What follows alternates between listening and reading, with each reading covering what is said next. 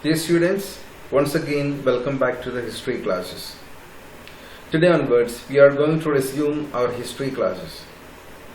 Before we continue, I would like to remind you a few number of points from the different chapters which we have already studied. The first chapter of history is dealing with the First War of Independence 1857. When we were dealing with this chapter, I have explained very clearly what is the significance of the First War of Independence 1857. Why we consider it as the First War of Independence. All those things I have already explained. So we move forward to the chapter. So today we are going to see this chapter at a glance. And when we enter into the chapter, the first topic which we are going to discuss is the causes of the First War of Independence. What were the different reasons? What were the different reasons which led to the formation of the First War of Independence? And the first cause is political cause. Under political causes, we are going to discuss a few number of points. And the first point is British policies of expansion. British people have followed a few number of policies in order to expand their power over our country, over India. And the policies like outright wars, subsidiary alliance, doctrine of lapse, allied misrules, and so on. Second point we are going to deal with is doctrine of lapse. When we were dealing with this chapter, I have explained this topic very clearly, but once again I would like to explain it for you. Doctrine of lapse means if a ruler is dying without his own natural son, his adopted son will not be recognized as a lawful successor to his power. British people will never consider his adopted son as a ruler. As a result, a number of rulers lost their power. By the end of this particular topic, we will come to know a few number of rulers who became the victims of this doctrine of lapse. And the third point is disrespect shown to Bahadur Shah. As we know, Bahadur Shah was a Mughal ruler. At the same time, he was under the protection of the British rule. But still, they have shown disrespect to him, and it made a kind of bad feeling in the minds of the people of India. And people started to react to the British. And the fourth point is annexation of Awadh. British people annexed Awadh to their power by violating certain terms and conditions which made between the rulers of Awadh and the British. And they have told it is for better administration, which means annexation of Awadh done just for the better administration of that region. And the British people, they have enforced high taxes on Awadh, and the people suffered a lot under this particular policy followed by the British. And the fifth point is dealing with treatment to Nana Sahib and Rani Lakshmi Bai. As I have told you before, these two people were the victims of doctrine of lapse. Not only these two people, but so many number of rulers suffered or became the victims of doctrine of lapse. But these people also became victims of doctrine of lapse. And the last point is about absentee sovereignty of the British. British people ruled India from thousands of miles. That means they were ruling India from England. And it created a kind of bad feeling in the minds of the people of India. It was just because rulers like Mughal, we will take the example of Mughal. Mughal people, they were foreigners, but they settled in India and they ruled India by living in India. They collected revenue from the people, and they utilized those money for the welfare of India. So, but in the case of British, they have ruled from England thousands of miles away from India, but they have taken away all the wealth from India to their country. It created a kind of bad feeling in the minds of the people of India. These are the different political causes which led to the formation of the first war of independence 1857. Now we are moving to the next part, and that is socio-religious causes. And the first point which we are going to discuss is interference with the social customs. British people started to interfere in the activities of the people of India, right? Especially in the social and customs. Like they have made Sati Abolition Act, widow remarriage. So these kinds of rules and regulations, when British people implemented in India, it was against the socio-religious concepts of the people of India. So it also created a kind of bad feeling in the minds of the people of India. And second one, apprehensions about modern innovations like railway, telegraph. So these kinds of modern facilities the British people, they have implemented in India, and the people of India, they considered actually it's not for the welfare of the people of India. So it was something related to the socio-religious causes or socio-religious aspects of the people of India, because Indian people were not ready to accept these kinds of modern innovations or modern changes in their life. And the third point is about policy of racial discrimination. Under policy of racial discrimination, British people considered their race as something superior to the race of Indian. And they have implemented certain rules and regulations. They have made a lot of comments about the people of India by discriminating them on the basis of their racial features. Such acts of unjust discrimination also made a kind of bad feeling in the minds of the people of India. Now the fourth point is about corruption in administration. The officials who were working in different administrative sectors, they were totally corrupted. Police and all other administrative peoples were corrupted. That's why rich people were always getting justice, and the poor people, they denied their justice. As a result, poor people or poor common men was looted, oppressed and tortured. And the next point is about oppression of the poor. As we have already seen, as I have told you right now, oppression of the poor was one another point which comes under socio-religious causes. The oppressed poor people, from their side, there was a reaction towards the British. So that's about the fifth point. And the sixth point speaks about activities of the missionaries. The different missionary groups who came to India, they educated the poor people, and they have given the awareness to the minds of the people about the society, social-religious customs, traditions and so on. As a result, the concept of the people of India started to change. So this was the sixth point. And the seventh point is about fears regarding Western education. Basically, Indians were not ready to accept the Western style of education. They were having a fear towards it. But a few number of educated youngsters of India, they have taken the initiation in order to implement education institutions, especially Western education institutions in different parts of the country. Okay, so that's about the seventh point.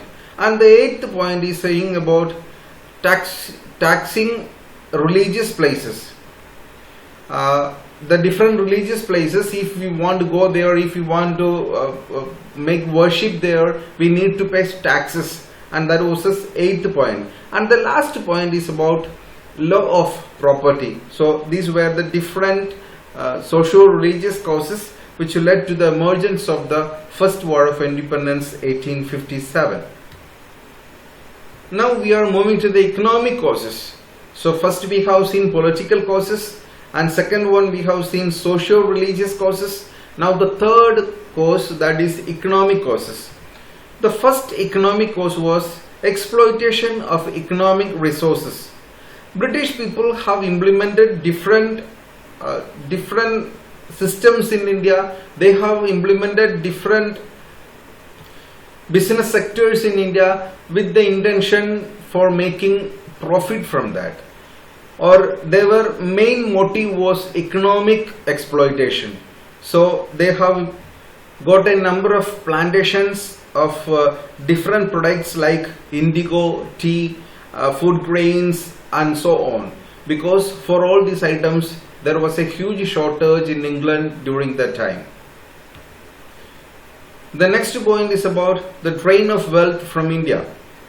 When the British people started to exploit the economic resources of our country, it resulted in the drain of wealth from India, because they have collected raw materials from India in a very low cost, and those products were taken to their country and they made the finite product from Britain, and they have brought those finite products to India, and they used India as a market to sell their products. As a result, from all aspects, India was being drained in the case of wealth. So that's about the second point. And the third point is about decay of cottage industries and handicrafts. British people have used a lot of machineries in producing different products, and the Indians were not aware about it. They were not developed, or they were not having such facilities. They were following the handicrafts and cottage industries in order to produce different products. As a result, for the Indian people, it was not affordable to sell products in a very low cost. But for the British people, since it was being made out of machines, they were able to sell all the products in a very low cost. As a result, decay of cottage industries and handicrafts taken place in India. And the next point is about economic decline of the peasantry. British people have implemented high taxes on land. As a result, farmers, they forced to pay high taxes, but unfortunately they were not able to pay it. As a result, they lost their land. So it is the fourth point, economic decline of the peasant. By all means, the Indians, they became very poor, especially the farmers, because of the different economic policies followed by the British. And the fifth point is about growing unemployment. When the cottage industries and handicraft people lost their job, it resulted in the huge number of unemployment. As a result, the economic structure of our country got declined. And the sixth point is about annexation of rent-free land and other estates. Next point is about inhuman treatment of indigo cultivators. Indigo was a highly profitable cultivation for the British, but the condition where the workers has to work was so inhuman. But they were not having any mercy towards the workers who were working in these estates, and as a result, people started to react. That's about the seventh point. Now the eighth point is about poverty and famines. Number of famines have taken place in different parts of the country continuously. As a result, poverty has increased. So this was another causes under economic causes. Now we are moving to the next cause, and that is military causes. Under military causes, the first point we are going to deal with is ill treatment of Indian soldiers. Under the British administration, a huge number of Indians were working as soldiers, but they were treated in a very bad manner. So that is the first point. And second one is General Service Enlistment Act. According to the General Service Enlistment Act, a Brahmin from India should not go to overseas or cross the seas for any purpose. And the British people, they were forcing these Brahmins to cross the sea in order to provide service in different parts of the world wherever the British people have set up their colonies. As per the General Service Enlistment Act, which passed by the British Parliament, an Indian should not, especially a Brahmin, should not taken to or should not forced to cross the seas in order to provide the service. But in the case of Indians, the British administration, they were not sympathy, they were not having any kind of sentiment towards the Indian soldiers. So Indian people, especially Indian soldiers, were not at all happy with the activity or the orders made by the British administration. So that's about the second one. And the third one, large proportion of the Indians in the British army. Actually, it is British army, but the number of Indians in the British army was so huge. So the Indians were knowing that if once they are taking arms in their hands, or once they start to strike against the British, they could defeat British people very easily. So it also resulted in the First War of Independence 1857. And the next point we are going to see is bleak prospects of promotions to higher rank, which means all the higher posts in the army was always reserved for the British. Even an Indian who is eligible and talented, he was not getting any kind of promotion, and the Indian people were getting a promotion only up to Subedar. So it made a kind of stress in the minds of the people, of the soldiers who were there in the British army.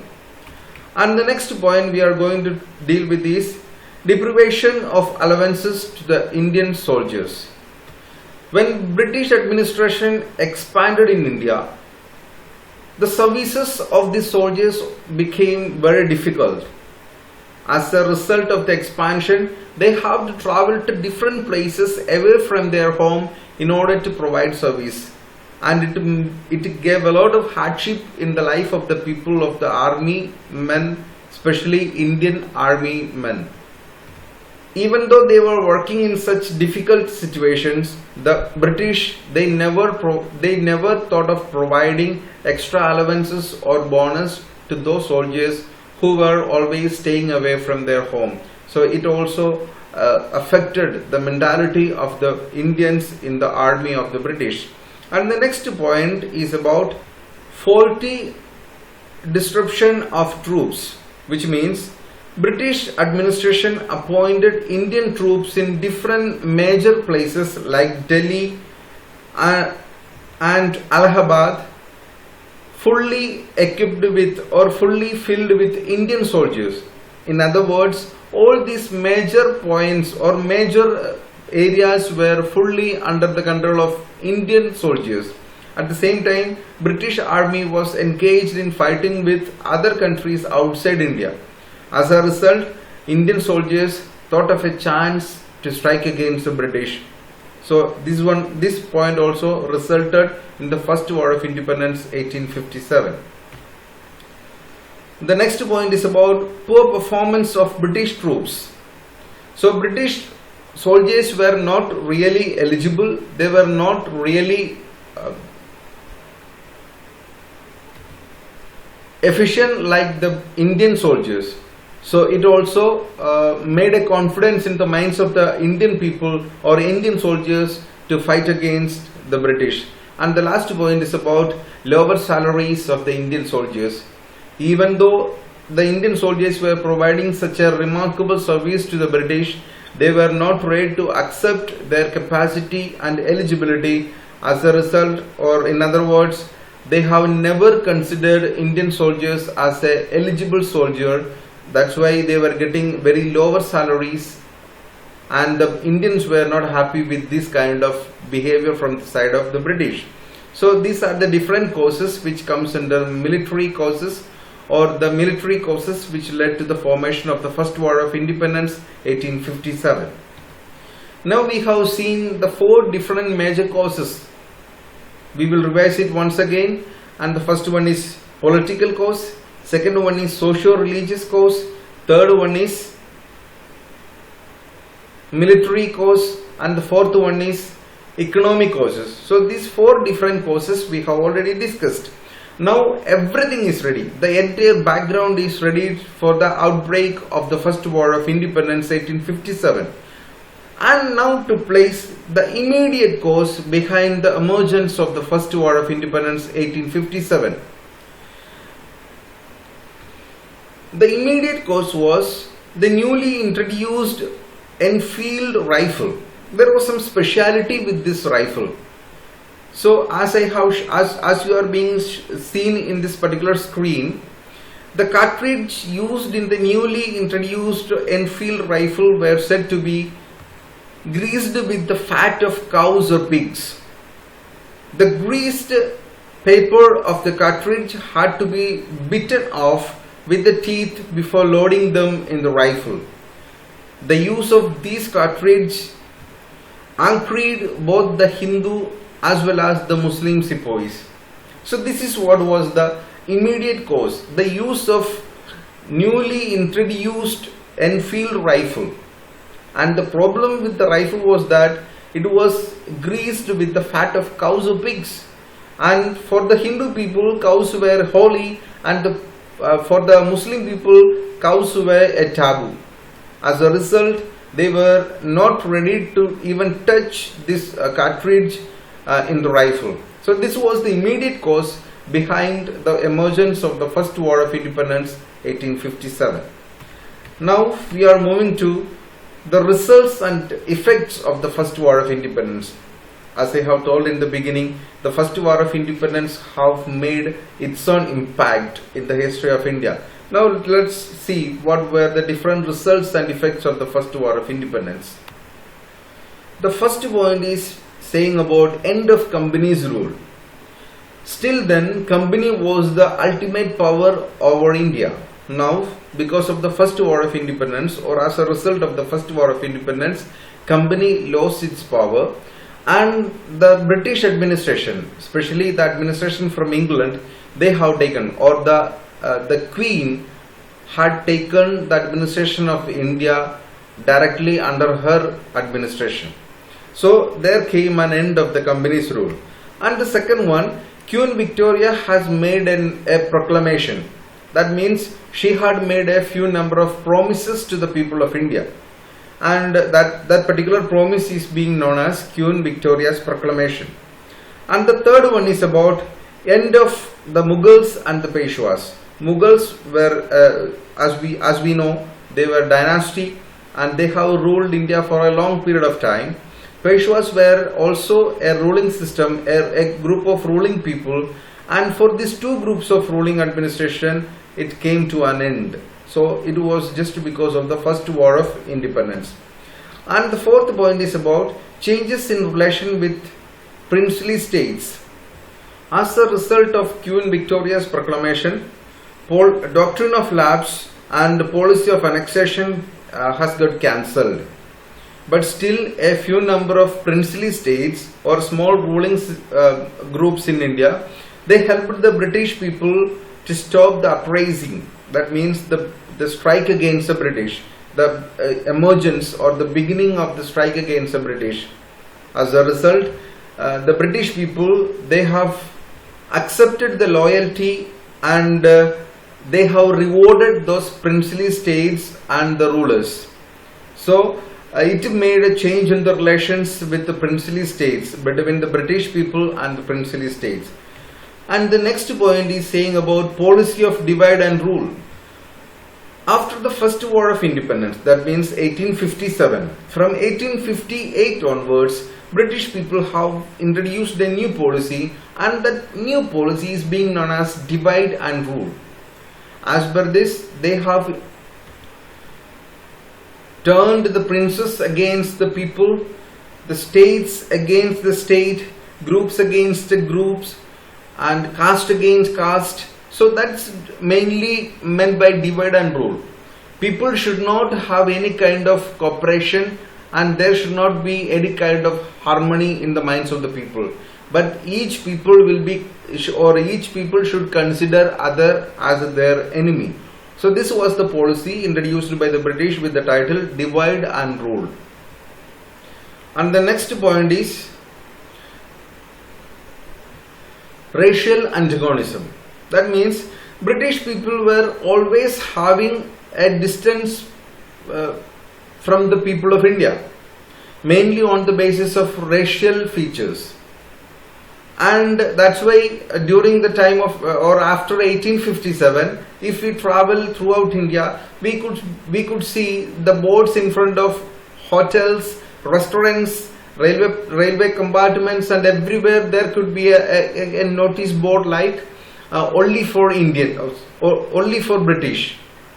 So these kinds of different policies or these kinds of racial discrimination were followed by the British. So that's meant by racial antagonism, or in other words, a kind of social distancing between the British and the Indian. So it was strictly followed by the British. And the next one is about the foreign policy followed by the British people. Foreign policy of the British were mainly focusing on the economic benefit of the British people. They were doing all the activities just to safeguard the economic interest of Britain as well as the administrative structure which was there in India also. And the next point is about religious changes. As a result of the revolt of 1857, British people have made a decision that they are no longer going to be interfering in the religious aspects or religious feelings of the people of India. So it was a change in the field of religious side. And changes in the army again. As we have seen in the previous part, from army the first strike started against the British. So as a result, British people have made a lot of changes in the army. It also resulted it also was a consequence of the First War of Independence 1857. Then increased racial bitterness. British people always thought about the superiority of their race, and again they have used different ideology to make fight between Hindus and Muslims. These kinds of ideology introduced by the British, and it increased a kind of racial bitterness between the people of India. So these are the different points which were the consequences of the First War of Independence 1857. Then economic exploitation was another point which resulted or consequences of the First War of Independence, and finally the rise of nationalism. So end of the First War of Independence 1857, we can say that it resulted about the thought of a nationalism or nationalist feeling in the minds of the people. They understood that once if they strike against the British, it will be resulting in the freedom of India. Or in other words, we can say that they understood if they strike against the British people will go back to their country. So the feeling towards oneness, the feeling towards mother country started to grow in the minds of the people of India. As a result, it led to the rise of nationalism. Now we are moving to the last point, that's about the drawbacks of the First War of Independence. We have seen what were the different consequences of the First War of Independence. Now we are moving to the drawbacks of the First War of Independence. And the first point says that lack of planning, organization and leadership.